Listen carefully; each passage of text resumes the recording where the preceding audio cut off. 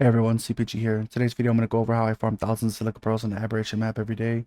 Two things you're going to need is scuba and an anglerfish. Before I go into the route, I'm going to show you some commands that are really helpful when finding pearls, not just on Aberration, but any map in general.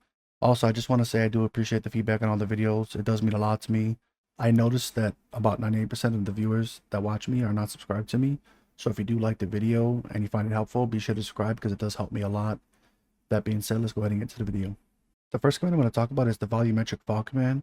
As you can see, the water is very murky and you can't really see ahead of you. But if you adjust the volumetric fog to 0, you see the water becomes really clear and you can see pretty much everything in front of you. The other command I want to talk about is the Grass.sizeScale. As you can see, there's a lot of clutter on the ground right here. This is where the pearl node is. Kind of hard to see the node, especially if you're swimming with an angler. But if you adjust the Grass.sizeScale to 0, you see a lot of the clutter goes away and it's a lot easier to see as opposed to what it was before. I will go ahead and include these commands in the description so that way you can copy and paste them if you need to. And let's go ahead and get into the location and the route. So I'm here in Fertile Lake. This is the exact coordinates of where I start my route with the anglerfish. To kind of give you an idea where that is, I like to use this big giant platform as a guiding point.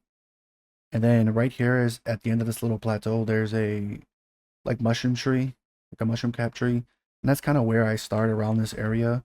That's about where the first pearl right here is going to be. Then I just go in the water and I just go along this. I am using the commands that I mentioned previously. And then we just kind of go along and there'll be pearls in here. Here's one clam. There's another one. There's a few throughout here. So I kind of just go all around this area. I try to keep moving because there is going to be piranhas that are chasing you. As well as I like to go in the first person so that way it's a little bit easier to see when I'm like swimming. Sometimes I'll even get off a sprint so that way I can kind of see the pearl nodes easier. And then when like a group of piranhas just start attacking me, then I just kind of kick it in overdrive. And then I go back and forth over here to about like I get this area. And then the next spot I usually like just kind of like beeline towards is around here by all these lily pads.